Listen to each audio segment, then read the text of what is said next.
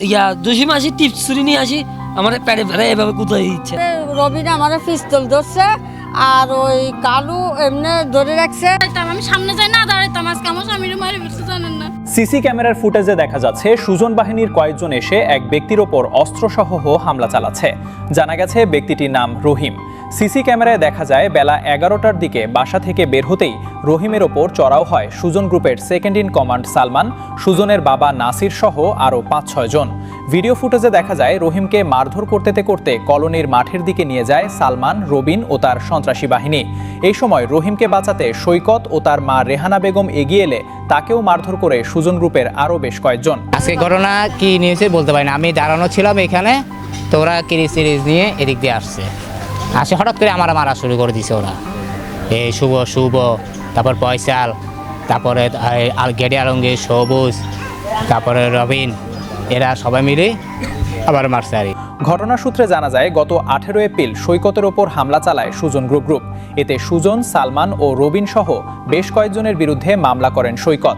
এতে ক্ষিপ্ত হয়ে গত 17 মে সৈকতের বাসায় হামলা ও লুটপাট চালায় সংঘবদ্ধ গ্রুপটি, যেখানে সৈকতের মা রেহানা বেগমকে এই গ্রুপের রবিন, মনির, কালু সহ বেশ কয়েকজন মারধর করে। এই বিষয়ে সাধারণ ডায়েরি দায়ের করেছেন সৈকতের মা। এই বিষয়ে ভুক্তভোগীর পরিবার জানান, দুম করে কালুয়া ফিজের থেকে এই বড় কিরিস আয় আমার ডাইরেক্ট এবার কোপ দিয়ে দিতেছে। আমি সরে গেছি জসিম আসি টিপস ছুরি নিয়ে আসি আমার প্যাডে ফেলে এভাবে কোথায় দিচ্ছে। আমি চলে যাচ্ছি। এখানে 2টা মুরব্বী ছিল, হ্যাঁ আমাদের এখানে থাকে, হ্যাঁ জাহাঙ্গীর নাম, আরেকটা হচ্ছে এরা যদি বাসে জুই না নিত আর আমি আজকে আরেকটা কোপ খাইতাম। আমি সামনে যাই না দাঁড়াইতাম, আজকে আমার স্বামীর মারি ফেলছে জানেন না। আমি সামনে যে দোষী আমার বলতে তুই সর, নাহলে তোরা এখন মারি ফেলবো। ওর বোনে আমার এখানে একটা ঘুষি মারছে, তা আমি কিছু বলে আমি বই আমার ভাই আমার জামাইটারে ছাড়ি দেন। ওর কি দোষ? ওর তো কোনো দোষ নাই। ও তো এখন মাত্র সকালবেলা মাত্র ঢাকা থেকে আসছে, ওর তো কোনো দোষ নাই। ও তো আসছে ওর বাইরে ছাড়া, ওর বাইরে বাঁচানোর জন্য। ও তো এখানে মারামারি করতে আসে নাই। এর মধ্যে ওরা আবার ব্যথা দিছে। ওরা রবিন, তারপরে কালু, আশরাফুল, এগুলা যাই আমার এভাবে রবিন আমার পিস্তল ধরছে আর ওই কালু এমনি ধরে রাখছে। বন্ডিরা আমার না ওরে কিছু করলে হবে না, ওর মনটা রুটা হয়েছে ওর নাতিদের ভিতরে। তা আমার নাতি তো উপর থেকে শুয়েছে না, ফিডের পরে মনিরে কিরিচ ধরে রাখছে। এই চিল্লাবি না, চিল্লালে কিন্তু তোর নানির তোর নাতিরে মারি ফেলামো। সানি আমারে কি করছে, চুলগুলো ধরে হেঁচড়াইতে আমারে নিয়ে এখানে, হ্যাঁ এখানে একটা বাড়ি দিছে, আমারে রানী একটা বাড়ি দিছে। সানি বাড়ি কর তোরে শেষ করে ফেলাম। তুই আমারে শেষ কর। এগুলা আমাদেরকে উপরে অত্যাচার অবিশ্বাস চলছে। এলাকাবাসীর ভাষ্যমতে এই ঘটনা নতুন নয়। কোয়ার্টারে অবৈধ দখলকে কেন্দ্র করে সুজন গ্রুপের রোষানলে পড়েছে আরও অনেক পরিবার।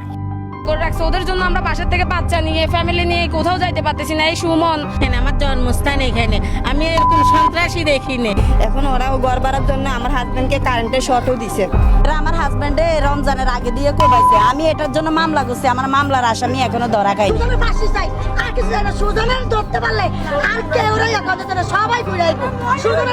ফেসবুকে স্বঘোষিত এই বিএনপি নেতা সুজন এলাকায় মেলা সুজন নামে পরিচিত।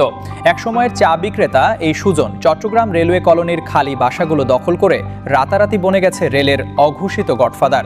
সেই রেলের কোয়ার্টারগুলো নিয়ে এলাকায় আধিপত্যকে কেন্দ্র করে হামলা, দিনে দুপুরে চলে অস্ত্রসহ মহড়া।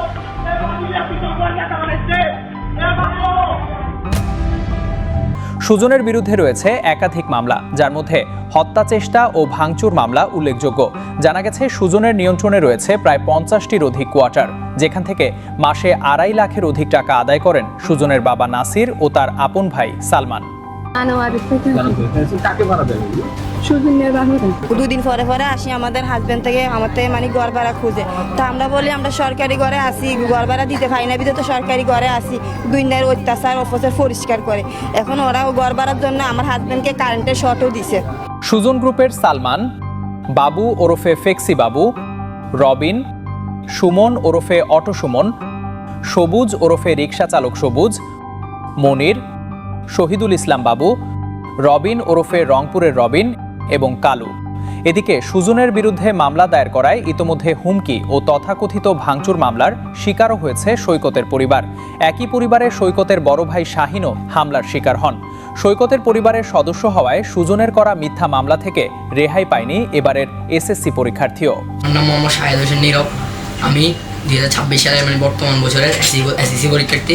আমার পরীক্ষা চলতেছে, তো এখানে আমাদের এলাকার কিছু কিশোর গ্যাং রয়েছে, যারা যে কিশোর গ্যাং চালিয়ে থাকে, সে আমাকে 18 বছর ঊর্ধ্ব হিসাবে করে আমাকে একটা মিথ্যা মামলা দায়ের করছে। কিন্তু আমি মামলার কোনো কিছু বুঝি না, আমি রাজনীতি বুঝি না, পলিটিক্স বুঝি না, কিছুই বুঝি না, তো আমাকে এই হিসাবে কেন মামলাটা দেওয়া হয়েছে। স্থানীয় সূত্রে জানা গেছে অভিযুক্তদের বিরুদ্ধে এর আগেও খুলশী থানায় চাঁদাবাজি, চুরি, ছিনতাই ও হত্যা সহ একাধিক মামলা রয়েছে বলে অভিযোগ রয়েছে।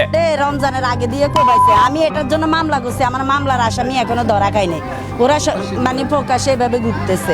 ওই আমার ঘরটা যাইয়ে দেখেন, সেদিন আমার ঘরটারে কালকে একদম কোবাই মানে একবারে কিচ্ছু রাখে নাই, বলতেছে যে আমি কেন মামলা করছি। আরো তো মানে অনেক খারাপ খারাপ কথা আমারে বলতেছে যে আমারে তো মারবে, আমার ছেলে মেয়ে এসে ওরা মারি ফেলবে। তারপরও বুক ফুলিয়ে নেতাদের নাম ভাঙিয়ে এলাকায় ঘুরে বেড়ায়। সুজনের বিরুদ্ধে একাধিক অভিযোগ থাকার পরও নিশ্চুপ প্রশাসন। এ বিষয়ে খুলশী থানার ভারপ্রাপ্ত কর্মকর্তা ওসি আরিফের সঙ্গে একাধিকবার যোগাযোগ করার চেষ্টা করা হলেও বক্তব্য নেওয়া সম্ভব হয়নি। ডেস্ক নিউজ, চট্টগ্রাম চিত্র, চট্টগ্রাম।